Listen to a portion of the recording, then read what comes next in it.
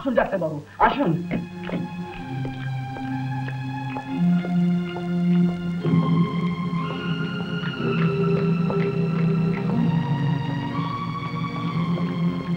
আসুন আসুন।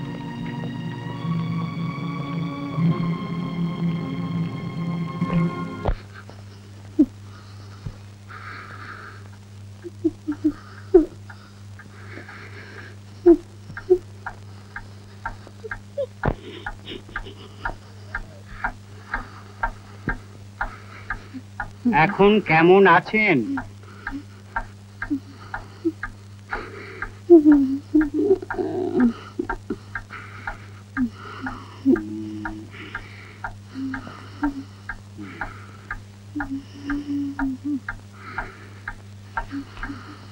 ডক্টর ঘোষ, একবার বাইরে আসুন।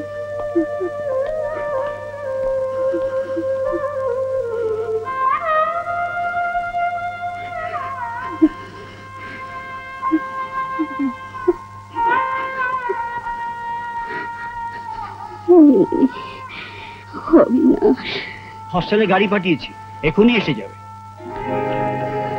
মা, অবিনাশ তুই এসেছিস? ভালো আছিস তো বাবা? তোমার কি হয়েছে মা? কিচ্ছু হয়নি বাবা, তুই তো এসে গেছিস। তোকে কত খুঁজেছি বাবা, শুধু এইটুকু দুঃখ থেকে গেল, তোর বাবাকে একটু দেখে যেতে পারলাম না। দেবেন্দ্র আসবে সাবিত্রী, তুমি ব্যস্ত হও না। আমি আমার জন্য ব্যস্ত হচ্ছি না ডাক্তার বাবু, ছেলেটার কথা ভেবে আমার বুকটা ফেটে যাচ্ছে। নীলমণি, ছোটবেলা থেকে তুমি এ বাড়িতে আছো, তোমায় আমি আমার আপন ভাই ছাড়া আর কিছুই ভাবিনি। সেই দাবি নিয়ে তোমায় অনুরোধ করছি, আমার একটা কথা রাখবে? বলুন। তোমাদের বাবুকে তো তুমি জানো, আমি চলে যাবার পর আমার অবিনাশ একেবারে একা হয়ে যাবে। আমায় কথা দাও নীলমণি, আমার ছেলের সব দায়িত্ব তুমি নেবে, সব কথা বুঝবে, আমায় কথা দাও। আপনি কিছু ভাববেন না, কথা ফিরে আসবেন, আপনি নিশ্চয়ই ভালো হয়ে উঠবেন। ওনার আসার সময় অনেক দেরি হয়ে যাবে নীলমণি, সেই জন্যই তো তোমায় যা বলার সব বললাম। এবার আমি একটু শান্তিতে মরতে পারবো। ও কথা বলো না মা, তুমি আমার ছেড়ে কোথাও যাবে না, কোথাও না, কোথাও না, কোথাও না।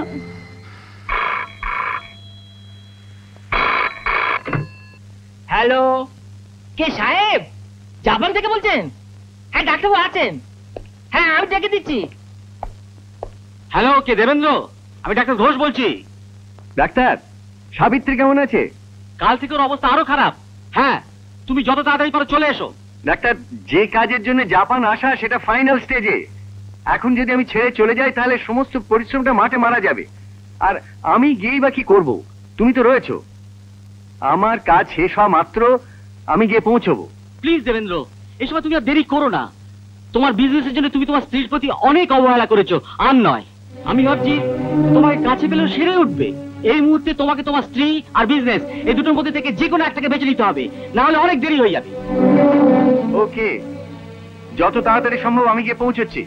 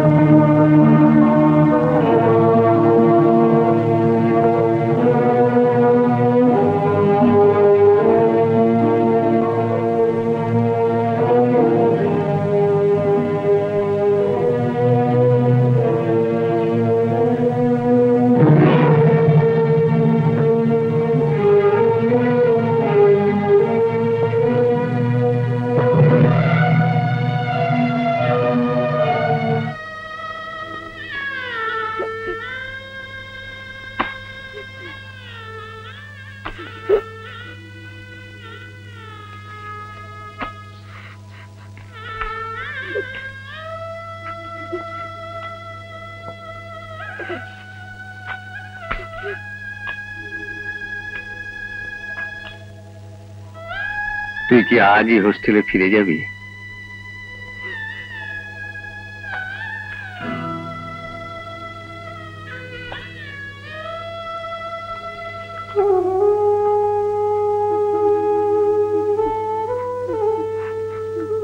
তুমি খাবে না ওটা।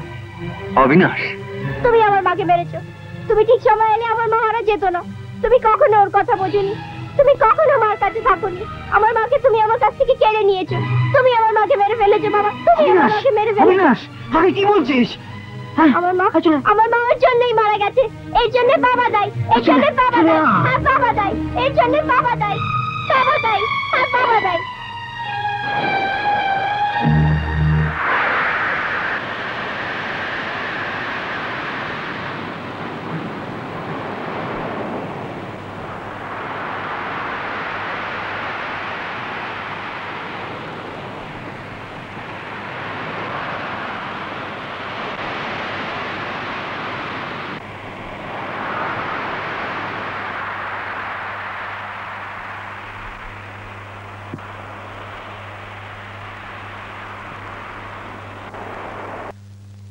বুঝলে নীলমণি, ওকে, অবিনাশের জন্য আমার সমস্ত ব্যবস্থা ঠিক করাই আছে।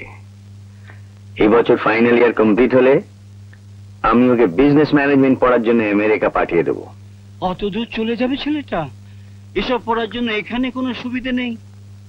তা থাকবে না কেন, আছে। কিন্তু দেবেন্দ্র দাসের ছেলের একটা আলাদা স্টেটাস থাকা চাই তো। আরে অবিনাশ, তুই কি কালই কল্যাণী ফিরে যাবি? হ্যাঁ বাবা, সোমবারই আমার কলেজ খুলছে। আর বাবা, হ্যালো, হ্যাঁ দেবেন্দ্র বলছি। ও সত্যরঞ্জন, বলো। মিটিং? হ্যাঁ হ্যাঁ হ্যাঁ, আমি এক্ষুনি আসছি। ওকে। বাবা তোমার সঙ্গে আমার কিছু কথা ছিল। কথা ছিল? আমার আবার চেম্বার অফ কমার্সের মিটিং রয়েছে, দেরি হয়ে যাচ্ছে। তারপর সন্ধ্যেবেলা আমাকে দিল্লি যাবার ফ্লাইট ধরতে হবে। তুই একটা কাজ কর, তুই বরং যা বলার নীলমণিকে বলে দে, আমি পরে ওর কাছ থেকে শুনে নেব।